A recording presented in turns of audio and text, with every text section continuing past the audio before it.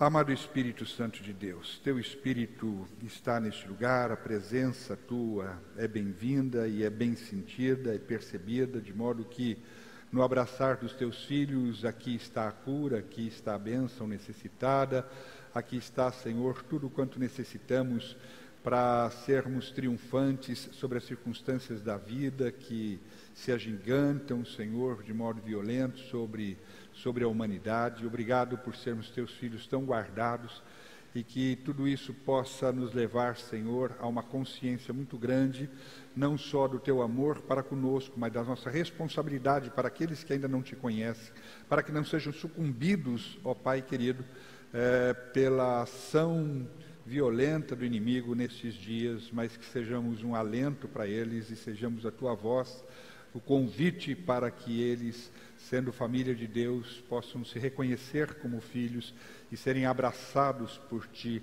da mesma forma como nós recebemos o Teu amor e por Ti fomos abraçados. Querido Pai, nós vamos agora ter esse tempo com a Tua palavra e nós queremos que todo desimpedimento esteja acontecendo aqui. O diabo, ele tem artimanhas para bloquear de todas as formas que os Teus filhos ouçam a Tua palavra, e hoje nós vamos falar sobre essa realidade, mas desde já, ó Pai, tira as vendas dos olhos, tira totalmente, destapa os ouvidos, amolece os corações, de tal forma que a Tua palavra possa entrar limpa, inteira, plena, para nos transformar. Nós temos pressa, Senhor, porque sabemos que o Senhor está às portas e não há mais tempo, Pai. Nós precisamos nos tornar muito rapidamente a igreja que o Senhor sonhou que fôssemos, para que quando Tu voltares, Tu possas nos encontrar de forma adequada, filhos preparados no exercício e na vivência daquilo que o Senhor sonhou para nós. A Tua palavra faz isso. Então, que o Senhor agora venha com graça e com o Teu poder tocar em nossas vidas pela ministração desta palavra por meio do Teu Filho que aqui se coloca, e que Teu sangue nos cubra a todos, no nome de Jesus. Amém.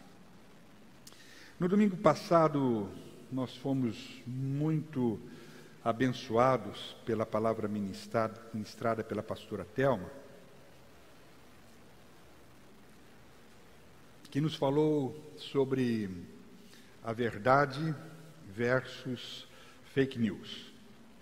Eu achei o tema interessantíssimo, não só pelo fato de ser um assunto do momento, mas pelo fato de que a Igreja de Jesus tem sido alvo desse movimento diabólico há séculos. E eu fui muito tocado pela palavra, e eu quero dar uma contribuição em nome de Jesus, dando continuidade ao assunto, como que batendo estacas no fundamento da verdade, porque o Pai nos deu saída e libertação desse mal na pessoa do amado Filho Jesus, que disse: conhecereis a verdade, e a verdade vos libertará. A Thelma definiu muito bem o termo fake news, dizendo que é uma verdade distorcida, uma comunicação que parte de algo real, mas sustenta uma mentira. Como é que é isso? Vou dar um exemplo, provavelmente conhecido de muitos. Há algum tempo eu assisti um episódio de um programa de televisão, onde o presidente de uma grande empresa se passava por operário da empresa. Então, ele se fantasiava de operário e se infiltrava no meio dos seus empregados. Alguém viu isso? Eu acho que muitos assistiram esse episódio. Muito bem. Quando ele se fantasiava de operário, aquilo era real? Era real. Era real. A gente estava ali vendo um operário. Você olha e vê o cara com aquela roupa caracterizada, um cara que não usava barba, mas estava com barba, era careca, mas agora estava com uma peruca, e tudo aquilo é real. É real porque você vê, mas não é a verdade. Porque a verdade é que ele é o presidente da empresa. Então, fake news é algo real, mas que não é verdade. Está entendendo? Como é que surgiu esse negócio? Surgiu no Éden. A Bíblia diz que o diabo é o pai dessa pilantragem toda. Jesus, numa conversa dura com os religiosos dos seus dias, ele disse: vocês são filhos do diabo e querem fazer o que o pai de vocês quer. Desde a criação do mundo, ele foi assassino e nunca esteve do lado da verdade, porque nele não existe verdade. Quando o diabo mente, ele está apenas fazendo o que é o seu costume, pois é mentiroso e é o pai de todas as mentiras. Então vamos para o Éden e vamos ver como é que isso aconteceu e como é que essa realidade também se dá lá. A Bíblia diz que a serpente veio falar com a mulher. Gênesis capítulo 3, versículo 1. A serpente era real? Era real. Mas foi a serpente que falou com a mulher? Não. Quem foi? O diabo. Está vendo? Um real que não era verdade. Por quê? A verdade era o diabo falando, travestido, incorporado pela serpente, mas era o diabo. Aí ele disse para a mulher: Deus sabe que no dia em que vocês comerem do fruto, os olhos de vocês serão abertos. Era real? Era real. O que aconteceu quando eles comeram? O verso 7 diz: abriram-se os olhos de ambos. Mas era verdade? Não, não era verdade. Era mentira. Qual era a verdade de Deus para eles, irmãos? Está no versículo 17. No dia em que vocês comerem do fruto, certamente morrerão. Então a gente tem aqui o quê?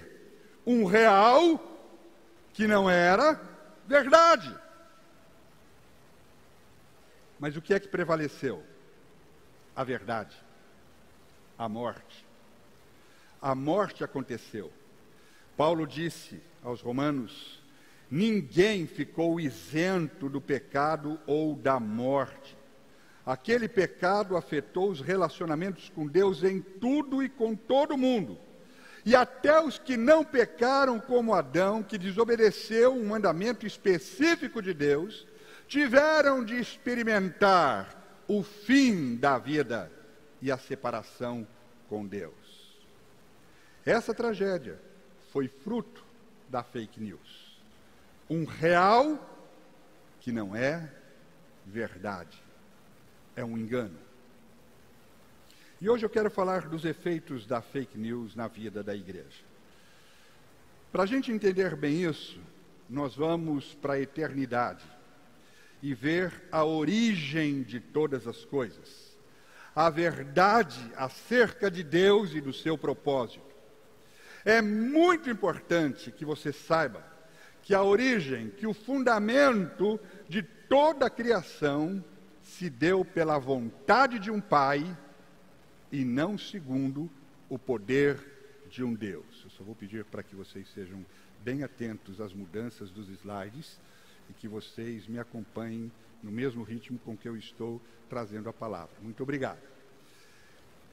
O que aconteceu? Deus desafiou Ele mesmo a um propósito. E Ele falou à Trindade daquilo que era o desejo dEle, a vontade dEle.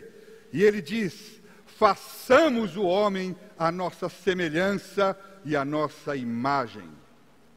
E a vontade dele era fazer uma pessoa que, segundo a natureza dele, que pudesse ser, ou que possa ser, por ser da natureza dele, alguém a materializar as suas virtudes, para que ele possa ser conhecido na sua paternidade e não reconhecido no seu poder. Por quê?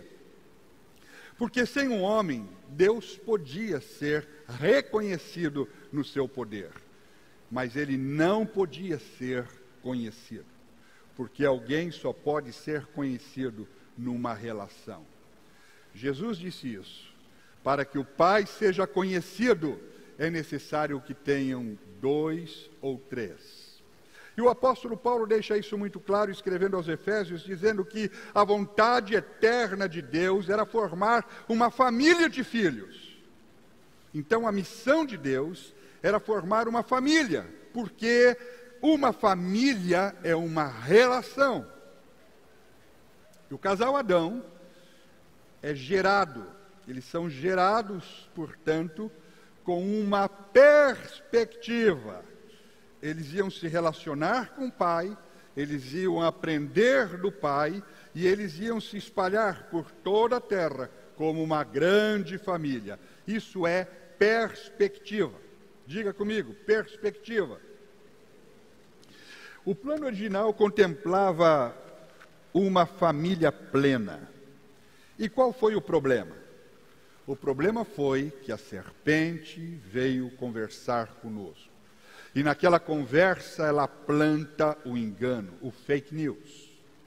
Uma comunicação falsa como se fosse uma verdade. Qual é a intenção do diabo sempre em fazer isso? O apóstolo Paulo nos diz que a intenção do diabo é cegar o entendimento dos filhos de Deus para torná-los incrédulos, para não conhecer a Deus e não dar ouvidos às suas verdades. Então o diabo usou a fake news como estratégia. E o que é que ele fez? Primeiro, o diabo mentiu sobre a nossa origem e a nossa natureza. Ele então eliminou a figura do Pai, tirou o Pai da nossa origem, e com isso ele eliminou a relação e, consequentemente, o nosso propósito. Depois, ele nos levou a cobiçar o poder e, finalmente, a romper com Deus e depender apenas do poder, para que pelo poder pudéssemos obter todas as coisas desejadas por nós. E o resultado disso foi o absoluto caos e a morte. A queda, o pecado, mudou o nosso modo de pensar e o nosso modo de sentir. Então agora, não vivemos mais de perspectiva, vivemos da expectativa.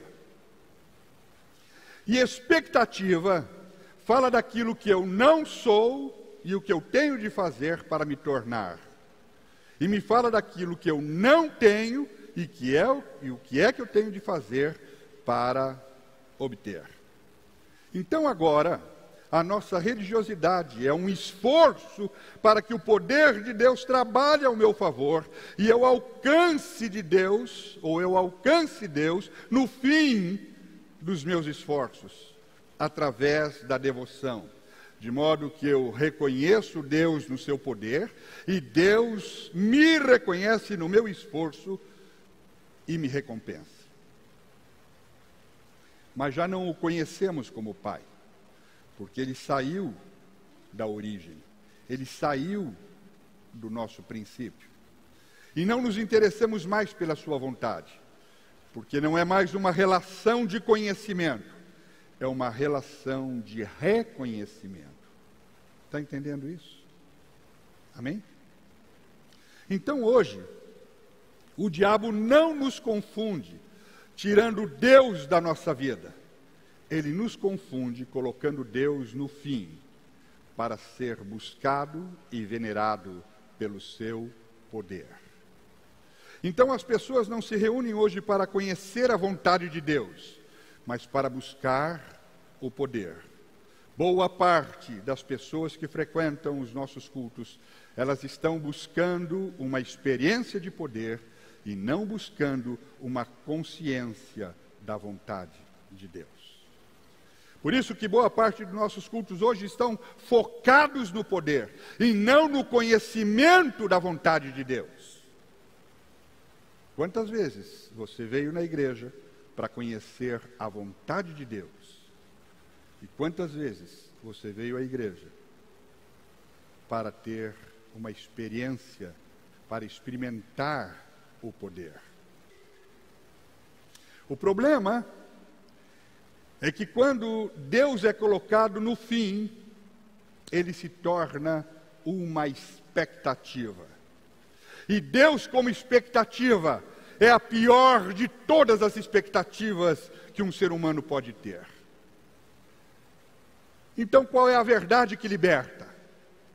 É aquela que nos conta que tudo que foi criado não foi criado a partir de um Deus com crise de poder.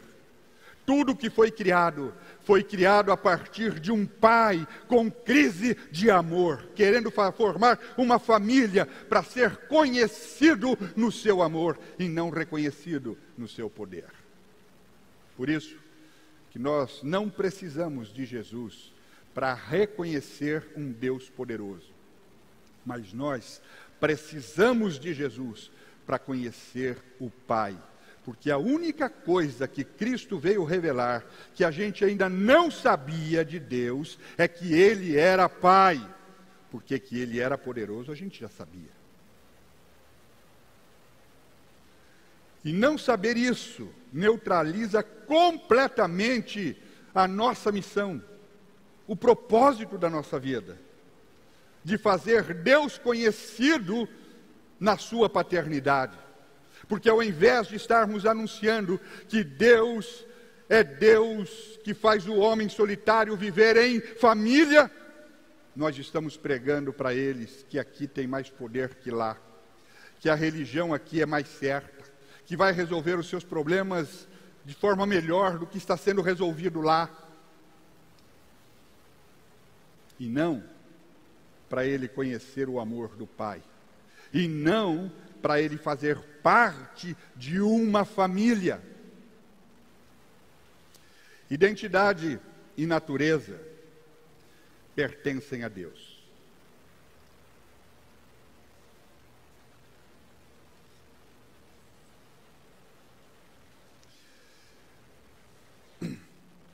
E Ele nos deu uma identidade, Ele nos deu um destino.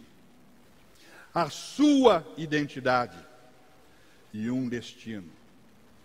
Destino quer dizer viver de maneira harmoniosa com aquilo que é a nossa identidade de origem. Então, ninguém vai saber qual é o seu destino, qual é o propósito da sua vida, se não tiver perfeitamente harmonizado com aquilo que é a sua identidade de origem. E o nosso problema é que a gente criou uma identidade deformada. A gente estabeleceu uma forma de ser humano que não existe nos planos de Deus. Ela é real, mas ela não é verdade. E qualquer destino sem consciência de origem é expectativa. E a expectativa é a alma das frustrações, ou da frustração. Por isso que o homem está vivendo a pior das suas frustrações, porque ele estabeleceu para si um destino que nunca será alcançado, porque é fruto da expectativa, fruto da sua expectativa, e não da sua submissão ao projeto de origem, que era uma perspectiva, um processo de desenvolvimento que me fizesse ser semelhante e que pudesse, a partir dessa semelhança, projetar a imagem daquele que me gerou. A igreja vive muita frustração por conta disso. E esse é um assunto do qual nós precisamos falar muito ainda. E pela graça de Deus eu quero dar continuidade a isso com vocês, mas sobre esse assunto eu falo num outro momento. Mas eu queria gastar meus últimos momentos com você hoje, pensando em algo muito sério que o apóstolo Paulo nos alertou, especialmente para os nossos dias. Paulo chamou as mentiras do diabo de fortalezas espirituais. Então, o que hoje nós chamamos de fake news, Paulo deu o nome de sofismas. O que são sofismas? São coisas que têm aparência de verdade, mas não são verdade. E Paulo fala de uma luta travada em nossa mente, ainda que inconscientemente para muitos. Mas ele diz aos Efésios o seguinte: porque a nossa luta não é contra o sangue e a carne, e sim contra os principados e potestades, contra os dominadores deste mundo tenebroso, contra as forças espirituais do mal nas regiões celestes. E Paulo está se referindo ao império, forças espirituais do mal, que agem na mente, são poderes malignos, que atuam fortemente no nosso ambiente mental. Mas ele também nos dá uma notícia gloriosa. Ele nos revela uma verdade. Ele diz que à igreja foi dada armas poderosas em Deus para serem usadas, neutralizando as forças desse império, que destroem fortalezas e anulam os sofismas. Pensei que fosse ouvir um glória a Deus. Aleluia. Mas eu quero chamar a sua atenção para o que o Paulo está revelando. Ele está revelando que a grande luta da igreja é contra o pensamento. É contra aquilo que norteia o entendimento das pessoas. Eu vou dar um exemplo milenar disso. Quando Josué foi ocupar a terra prometida, a terra prometida estava ocupada por inimigos. E você sabe o que a palavra de Deus diz dos inimigos que estavam ocupando a terra prometida? Diz que o coração deles estava afrouxado, que eles não tinham mais ânimo, porque eles sabiam que Deus tinha feito pelo seu povo, eles sabiam que não podiam resistir. O texto que está lá de Josué, capítulo 5, diz que o coração deles desmaiou, e eles perderam completamente a esperança da vitória sobre os filhos de Israel. Cadê o texto ali, gente? Por favor.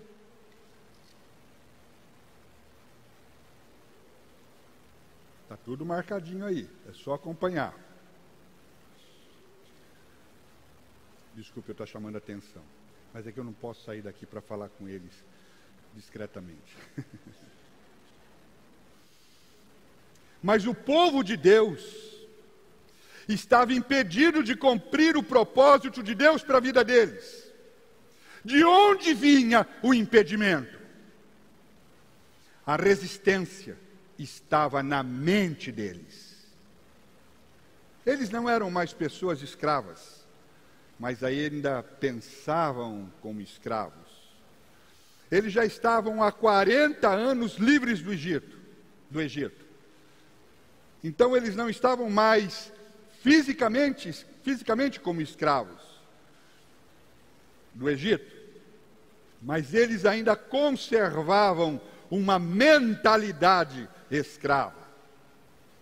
Mas no dia em que eles cumpriram a vontade de Deus para a vida deles, que era estabelecer os vínculos da circuncisão, os vínculos de laços, de pacto com Deus, de relação, de compromisso uns com os outros, a palavra de Deus diz que naquele dia Deus tirou de sobre eles o opróbrio, a humilhação que o Egito havia lhes imposto.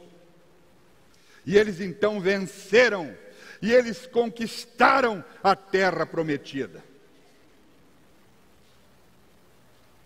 A escravidão hoje está onde? No nosso entendimento. Onde estão as fortalezas mencionadas por Paulo? Nos nossos raciocínios. Amados, nós não estamos precisando de libertação fora de nós. Tem gente que acha que está precisando de libertação porque tem muito capeta rodeando a vida deles. Você sabe em que esses capetas trabalham? Você sabe por que os capetas que rodeiam a sua vida conseguem êxito contra você?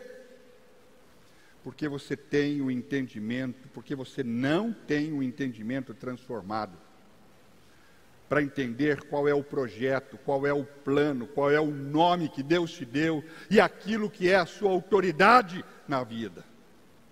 Por isso, nós precisamos de transformação no nosso entendimento. Se nós formos transformados no entendimento, há uma vida para ser vivida, há uma vida para ser manifesta através de nós, de amor, de graça, de comunhão, que nos levará a uma plenitude. Mas eu tenho de entrar nessa dimensão. Não é trazer Deus para a minha realidade, mas é finalmente, tendo o meu entendimento transformado, todo dia, eu entrar na verdade de Deus. Mas o grande alerta de Paulo, e com isso eu encerro a minha palavra, está registrado na sua carta a Timóteo, 1 Timóteo capítulo 4, verso 1. E ele diz assim: ora, o Espírito afirma expressamente que nos últimos dias alguns apostatarão da fé, vão abandonar a fé. Não é abandonar a igreja, é abandonar a fé. Vão abrir mão da fé, vão viver numa outra base que não seja a fé, por obedecerem a espíritos enganadores e a ensinos de demônios. Algumas traduções dizem doutrina de demônios. Impressionante isso que foi dito, que nos últimos dias nós teríamos reuniões onde nós estaríamos pregando doutrinas de demônios. E a gente fica imaginando que isso seria impossível na igreja. Mas é possível, amados. A gente acha que doutrina de demônios é algo tirado de um livro apócrifo ou de um livro escrito numa tumba, alguém recebendo mensagens de mortos ou um livro escrito com sangue de bode, e não é nada disso não. O que é doutrina de demônios? Doutrina de demônios é você pegar o que Deus falou sem o espírito com que Ele disse, como se fora o que Ele disse. Vou repetir devagar. Doutrina de demônios é você pegar o que Deus falou sem o espírito com que Ele disse, como se fora o que Ele disse. Porque só é verdade aquilo que Ele disse com o espírito que Ele disse. Presta atenção no que eu vou te dizer. Não existe livro mais danoso para a humanidade do que a Bíblia com outro espírito. O livro dos Mormons, o livro das Testemunhas de Jeová, o livro de Kardec, qualquer outra literatura vai fazer menos mal para a humanidade do que a Bíblia sendo ensinada com outro espírito, que não seja o espírito com que ela foi revelada. Então, cuidado com fake news do diabo, concernentes às coisas espirituais. Porque escutar não é ouvir, enxergar não é ver, e falar não é dizer. Porque a religiosidade forma deuses que enxergam, mas não veem, escutam, mas não estão ouvindo nada, falam, mas não têm nada a dizer. Então, nem tudo que Deus falou, Ele disse. Nem tudo que você está enxergando é o que você deveria estar vendo. E nem tudo que você está escutando é aquilo que você deveria estar ouvindo. Amém? Por que isso não é ainda muito mais preocupante para nós? Porque o Espírito Santo tem trazido revelação à sua igreja nesses dias. E qual é a melhor maneira de combater a mentira, pregando a verdade. Porque se as pessoas souberem a verdade, automaticamente elas vão identificar a mentira e vão se afastar da mentira e serão libertas da mentira. Então o nosso compromisso aqui é com a verdade. A poderosa verdade sobre a qual devemos viver é que Deus nos amou com um amor eterno. Ele entregou o seu Filho para nos resgatar da escravidão e das mentiras do diabo. Ele nos deu vida abundante e o nome que está acima de todo nome, e nos deu uma identidade. A extraordinária revelação, pode aplaudir ao Senhor, glória a Deus.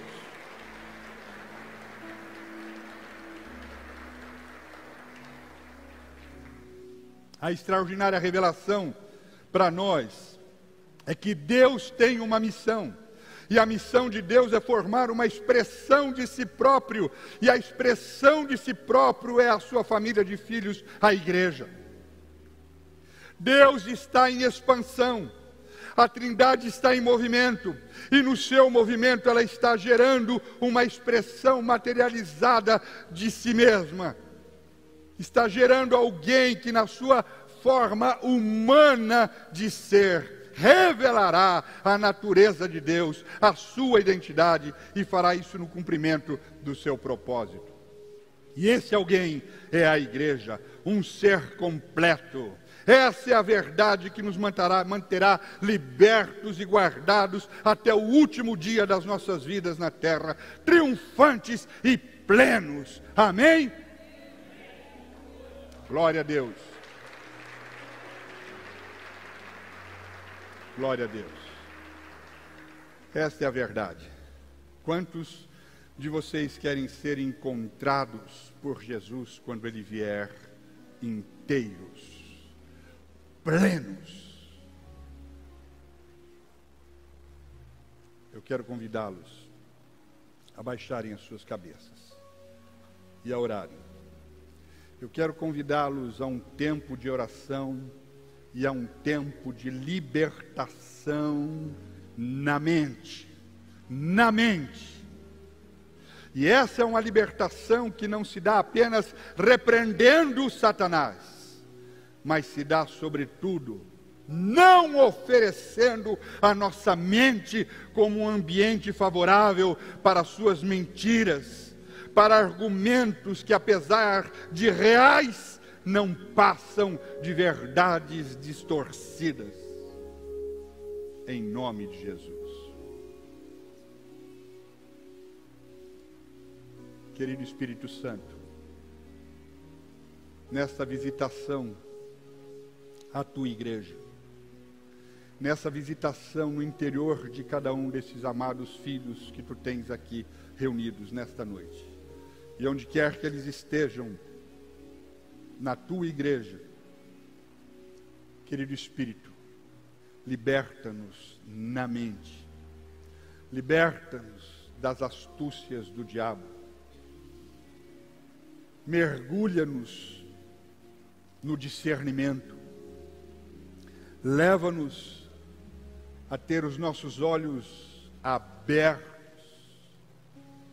tira as escamas, coloca no teu colírio nos nossos olhos, como diz a tua palavra nos últimos dias que o Senhor faria, para que vejamos. Tira, Senhor, a cera dos nossos ouvidos, destapa os nossos ouvidos, nos apluma, Senhor, endireita-nos, para que possamos caminhar na tua verdade, e sermos a expressão exata daquilo que tu desejaste que fôssemos, como teus filhos, como tua família, como igreja. Tem misericórdia de nós, ó Pai. Liberta milhares e milhões de filhos teus, que estando, Senhor, em um templo, estão nesses dias abandonando a fé, porque não estão mais vivendo da perspectiva não estão sendo mais semelhança tua, e não estão mais projetando a imagem das tuas virtudes colocadas em nós, mas estão vivendo uma expectativa, estão buscando a Ti, por interesses pessoais, por outras questões, que não seja a motivação que deve estar ocupando os nossos corações, e sermos, ó Deus, uma representatividade verdadeira da família divina aqui nesta terra.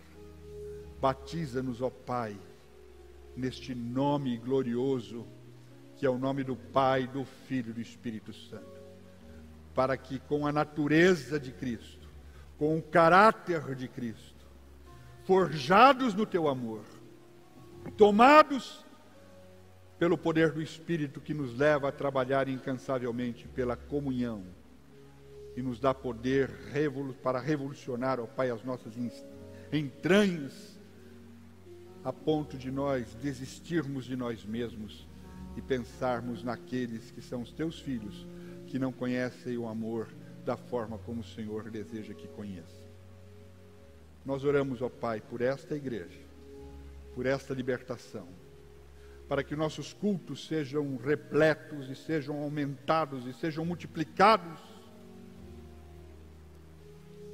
por motivações verdadeiras, por fome e sede da justiça, por fome da Tua palavra, por sede da Tua vontade, e que a igreja possa verdadeiramente viver, em meio a tantas dificuldades dos dias, uma vida completa, uma vida cheia, uma vida plena, porque Deus o Pai, Deus o Filho, Deus o Espírito Santo habita em nossos corações.